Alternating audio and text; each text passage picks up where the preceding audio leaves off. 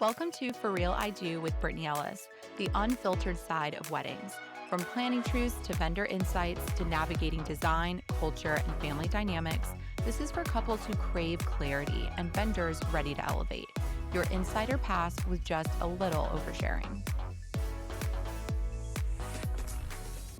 Hey, welcome back to For Real I Do. Thank you so much for tuning in each week to listen, learn, and discover more ways that you can make more informed decisions with your wedding planning journey. So today we're diving into something that is still a hot topic for everyone, which is the overall wedding investment. I get this question literally on a daily basis. How much should I be spending on my wedding budget? I've done a lot of previous podcasts that sort of break this down a little bit more, but today I really want to just dive into like three basic topics I just feel like are really supportive for families to take into consideration when you're developing that budget or you're starting to have questions about the overall investment.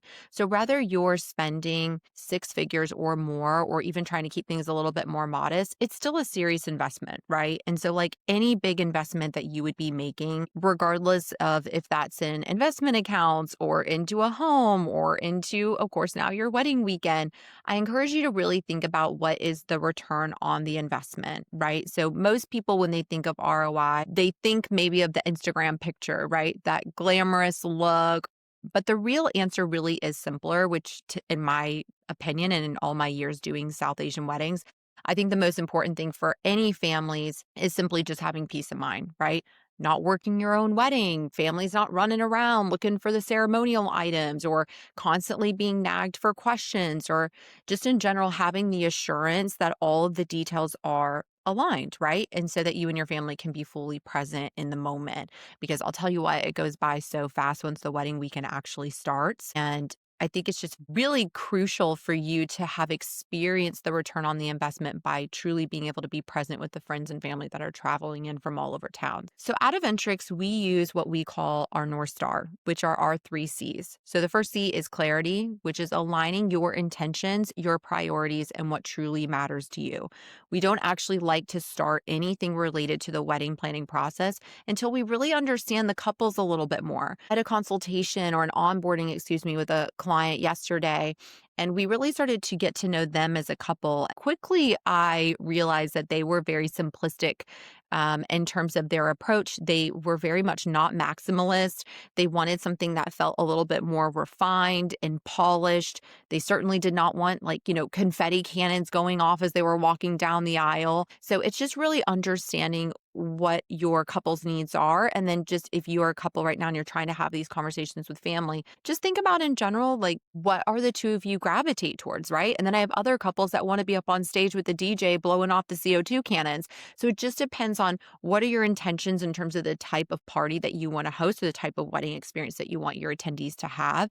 What are essentially your priorities going into it, whether it's like a fantastic band or is it the photographer? What are the moments that are really important to you? So number one is clarity.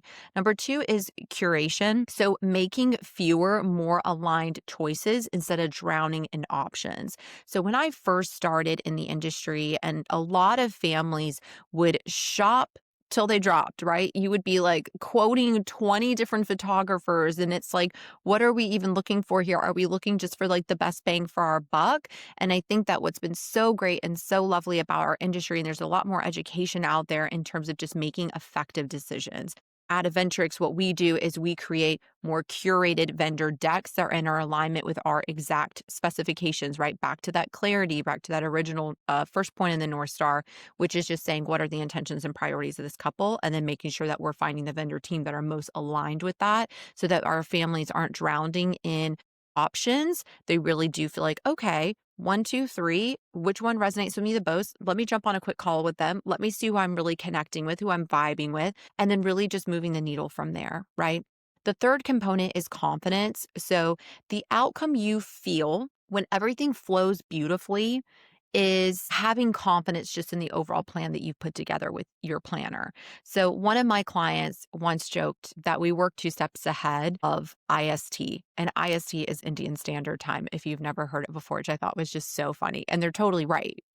My office really does forecast human nature and map timelines so that it really does feel effortless when we're on site. And we're almost adding in cushion room because we anticipate, oh, we're going to be a little bit late here, or oh, attendees might be a little bit late to arrive.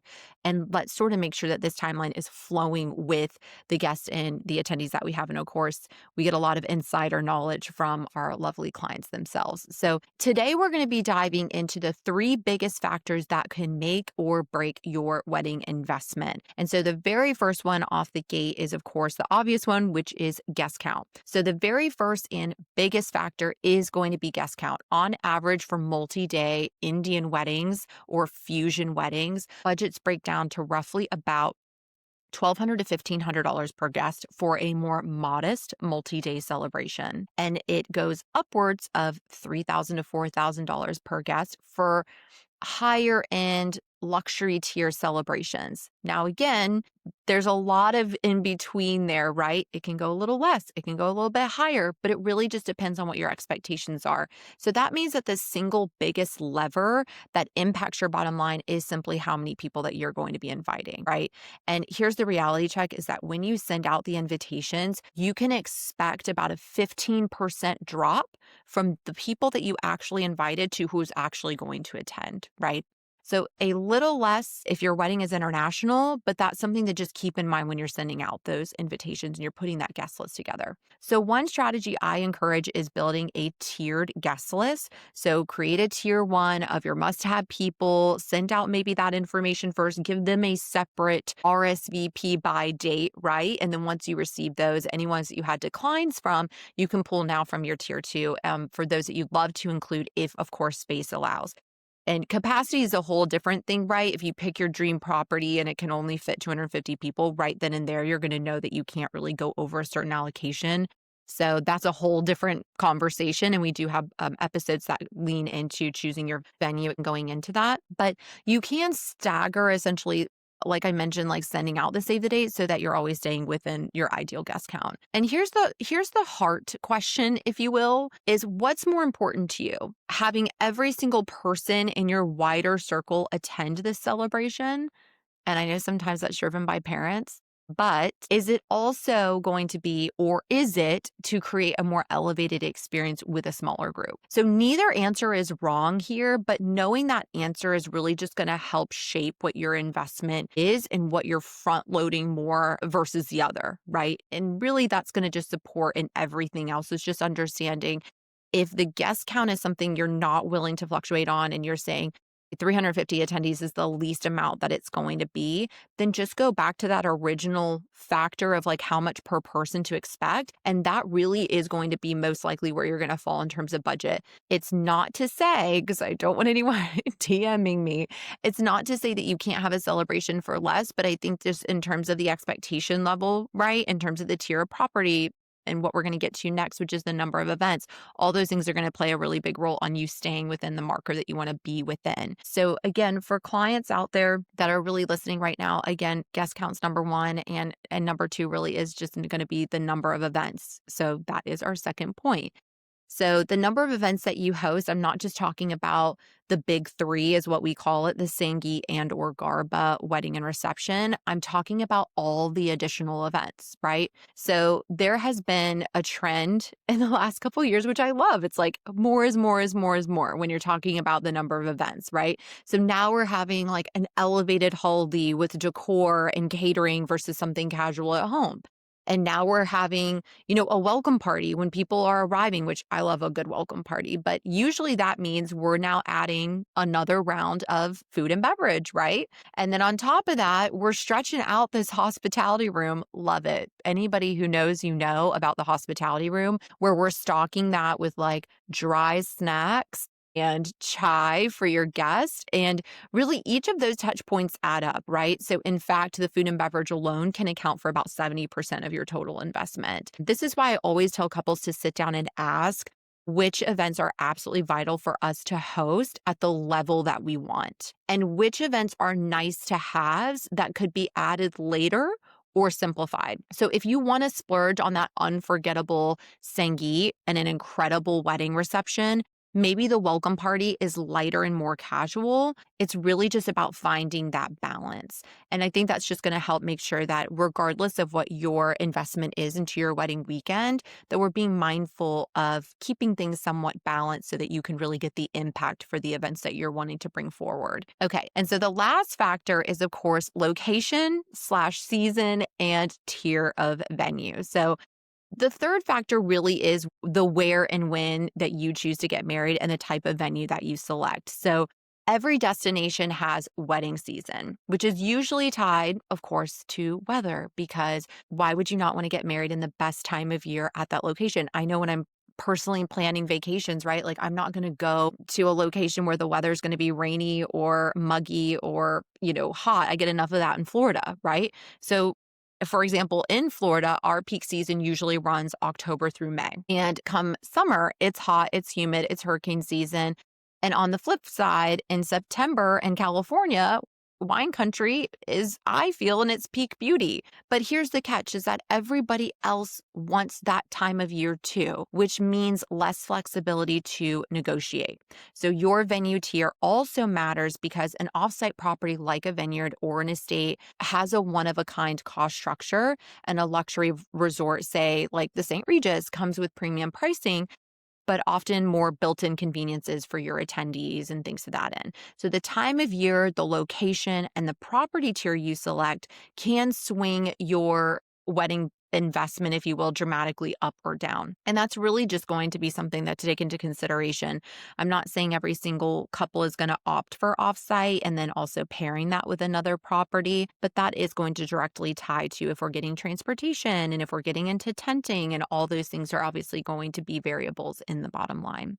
So to recap, the three budget shaping factors are, again, guest count, the number one factor that drives per person cost. The second is the number of events, especially those tied to food and beverage related events. And then the third is location, season, and venue tier, which determines the baseline pricing and flexibility. So I'll leave you with this. I've worked with couples who have spent $500,000, $1 million, even 1.5 and more on their wedding. And when you look sometimes at photos, you would expect elephants and over-the-top extravagance. But in reality, much of that budget was directly tied to the three categories that I've talked about, right? And that's why being intentional from the start, knowing your North Star priority is everything. Because the couples that did spend $1 million, they had a fantastic time because their priority was hosting, 5 events over 3 or 4 days with every one of their nearest and dearest. And that was the most important priority for them. The priority for them was not having over-the-top decor or flying in the best photographer. Whereas, of course, I've had the couples where it's the latter, right? They do want the over-the-top decor and they do want the best photographer. And so then they scale back on that guest count. And then that's the reflective, of course, in some of their photos and the overall enhanced experience that they're going to have. So no, again, there's not one that's better than the other. It's just really honing in on what your priorities. So when you lead with clarity and you curate your choices and build confidence in your plan, the rest truly will fall into place. And of course, working with a planner helps you to navigate these decisions and create a celebration truly that feels like you. So if you found today's episode to be helpful, share it with a friend who's engaged or a family member who's helping you plan. And please don't forget to click the link and to subscribe so you don't miss one more of our episodes that we're going to be having up here, where we pull back the curtain on real strategies behind wedding planning. So thank you again for joining me on For Real I Do. And until next time, remember your wedding should feel like the ultimate reflection of you.